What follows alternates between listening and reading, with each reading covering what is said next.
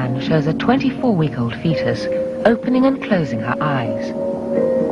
Although the eyes are fully formed by halfway through the pregnancy, 5 weeks ago, seeing is the one sense a fetus can't experience until she's born. It's too dark in the womb. It is possible that some very bright light could penetrate into the uterus, direct sunlight for instance, and the fetus may be able to detect a faint glow. But the uterus wall is so thick, buried under a layer of skin and fat, that most of the time the fetus evolves in total darkness.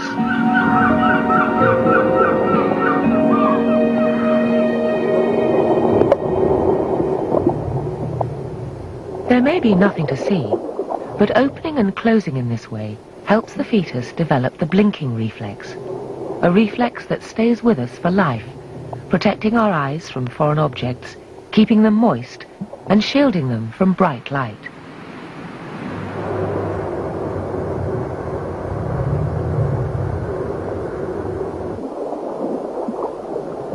At 25 weeks, the eyes are so intricate that even the eyelashes have grown.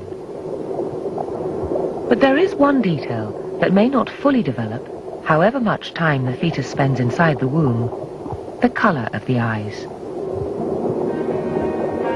Some pigments need light to form properly, and the baby's eyes may change color during the first months of life.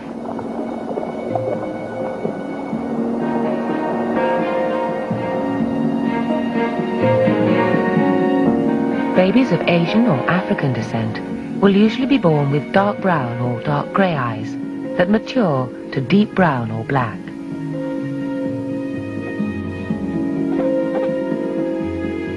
A Caucasian baby will almost always have blue eyes in the womb, even if they're destined to become green or brown. Geneticists used to believe that one gene determined the colour of the eyes. But new research has shown that several genes are responsible, and it's impossible to tell, just from looking at the parent's eyes, what colour the baby's eyes will be.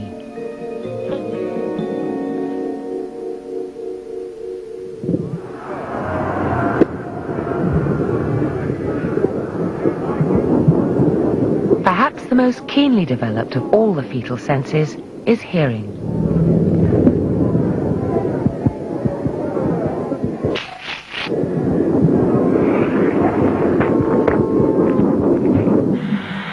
The fetus may be completely surrounded by amniotic fluid, but because sound travels through fluid about 4 times faster than it does in air, she has plenty to hear.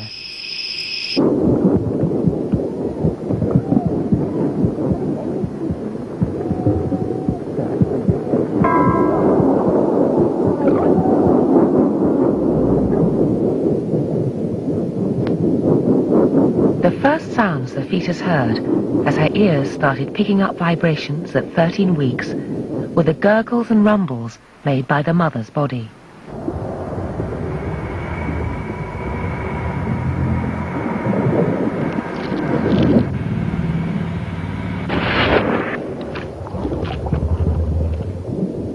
A succession of hiccups, burps, bubbles, sloshes and slurps will mark the passage of food, liquid and air in, out, and through the maze of passages and tubes just inches from the baby's ears.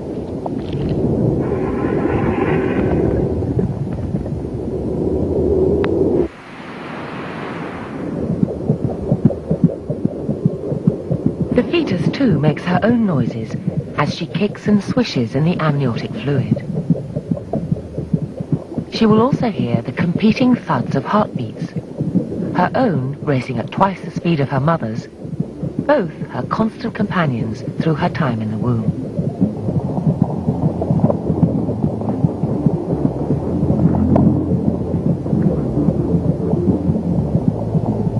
The fetus can also hear noises from the world outside, conversations, loud noises and music.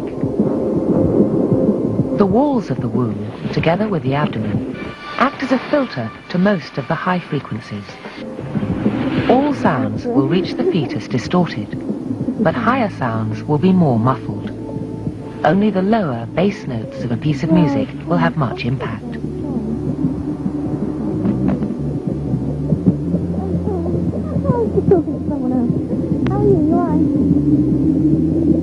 Voices will sound distorted too. Vowels are generally lower in pitch than consonants, so the fetus will just hear the melody of speech without the percussion of consonants. That's not like her at all. The sound of the mother's voice is different from any other, since it travels directly through the fluids of the body. Oh. This may help the baby develop the very different kind of relationship it has with its mother from anyone else.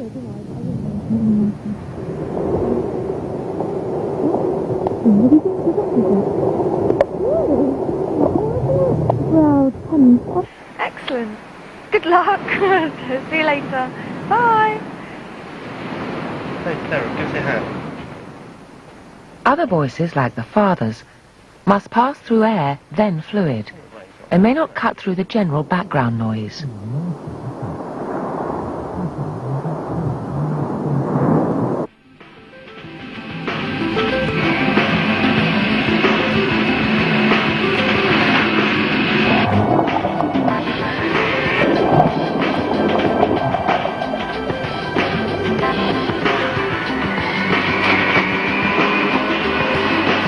They may react to sudden sounds with the startle reflex, flinging arms and legs out to the side.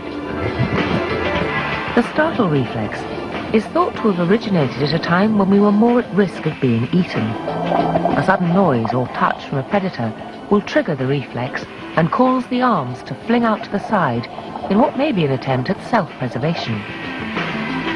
This may not be so relevant to our lives today, but other reflexes are crucial to survival after birth.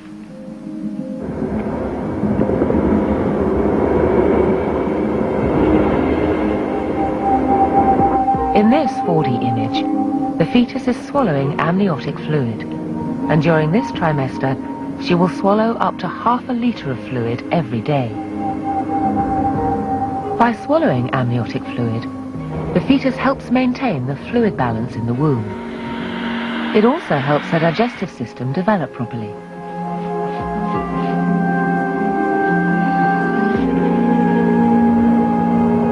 But from the moment she is born and the cord is cut, she will need to have perfected the art of taking food from her mouth to her stomach.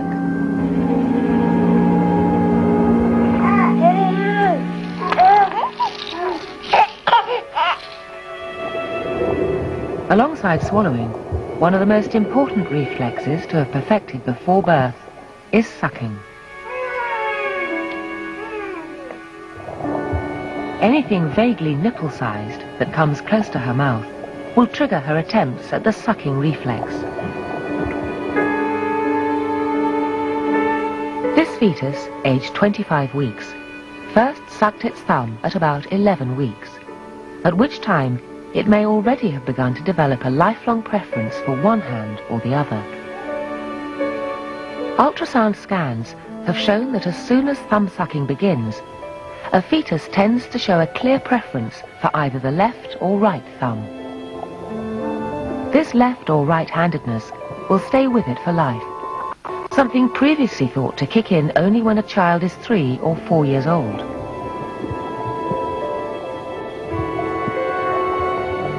At 26 weeks, the fetus measures 25 centimeters from head to bottom. She's growing fast, and as she moves through the 3rd trimester towards birth, the fetus will triple her weight and double her length. There will continue to be dramatic growth in the brain and nervous system, and the fetus will create her first memory.